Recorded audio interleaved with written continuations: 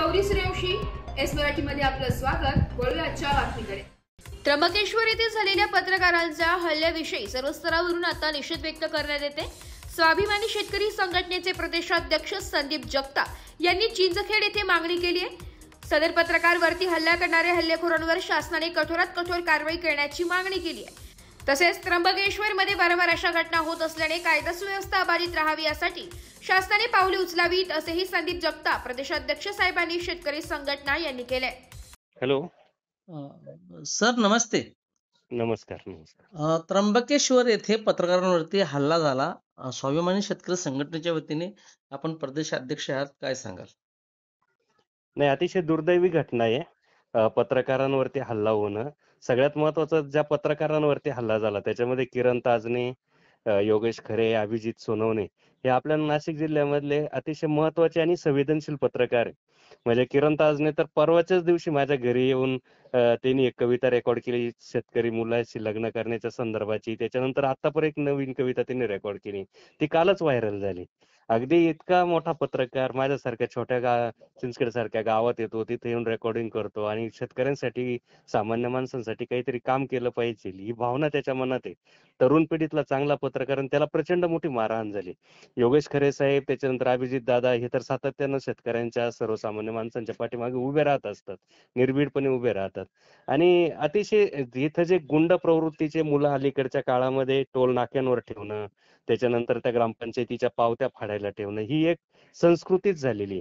त्यांना काहीच माहित नसतं की समोरची माणसं कोण आहे, काय आहे। ते अतिशय वयोवृद्ध माणसांशी सुद्धा उद्धटपणे बोलतात, हात उचलतात, स्त्रियांसमोर अपमान करतात, ते कुटुंबातल्या माणसांच्या गाला मारतात। हे प्रकार सर्रास महाराष्ट्रामध्ये सुरू आहे आणि त्र्यंबकेश्वरच्या घटना तर वारंवार पुढे येत आहे। खरं म्हणजे त्यांच्यावरती कारवाईच व्हायला पाहिजे। ही गुंडगिरी जी रस्त्यावरती पोचली जाते ती मोडून काढली पाहिजे पोलिसांनी। आणि जे कॉन्ट्रॅक्टर आहे, ज्यांना हे कॉन्ट्रॅक्ट दिलेले ते वसुलीचे किंवा त्यातल्या पावत्या फाडण्याचे, त्यांच्यावर सुद्धा कारवाई होऊन त्यांना ब्लॅकलिस्ट केलं पाहिजे, असं माझी स्वतःची भूमिका आहे। ही स्वाभिमानी शेतकरी संघटनेची सुद्धा भूमिका आहे। आणि पत्रकारांवर, आणि विशेषतः चांगल्या पत्रकारांवरती, सामान्य लोकांसाठी लढणाऱ्या पत्रकारांवरती असे हल्ले होत असतील तर मग महाराष्ट्र नेमकं कुठं नेऊन ठेवलाय असं म्हणण्याची वेळ आलेली।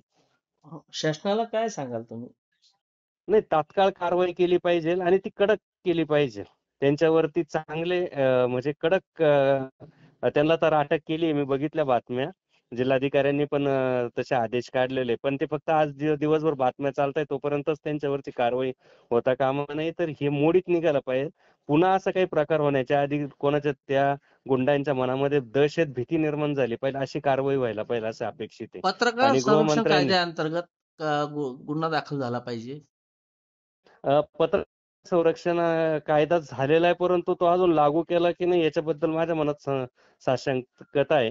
कारण तो अजून लागूच केला नाही। खूप दिवसाची पत्रकारांची ती मागणी, तो लागू केला पाहिजे। कारण पत्रकार हे सामान्य माणसाचा आवाज म्हणून काम करत असतात आणि अलीकडच्या काळामध्ये ऍडिशनल एसपी जे आहेत आदित्य मिरखलकर यांनी सांगितलं की पत्रकार संरक्षण कायद्यानुसार आम्ही गुन्हा दाखल करतोय, त्याबद्दल काय सांगा? तसं करत असेल तर त्यांचं स्वागत केलं पाहिजे त्या कायद्याअंतर्गत।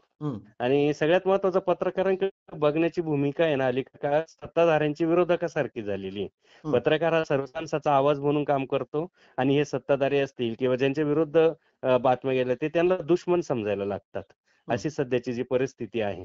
त्याच्यामुळे पत्रकारांना संरक्षण देणं, त्यांच्या पाठीशी न्यायदेवतेनं उभं राहणं, शासनानं उभं राहणं आणि सामान्य माणसानं उभं राहणं आवश्यक आहे असं मला वाटतं। धन्यवाद सर बोलल्याबद्दल। धन्यवाद। एस मराठी न्यूज साठी वृत्त संपादक शामराव सोनवणे, दिंडोरी। अशाच नवीन ताज्या घडामोडी जाणून घेण्यासाठी आमच्या एस मराठी न्यूज चॅनलला लाईक करा, शेअर करा, सबस्क्राईब करा आणि बेल आयकॉनला क्लिक करायला विसरू नका।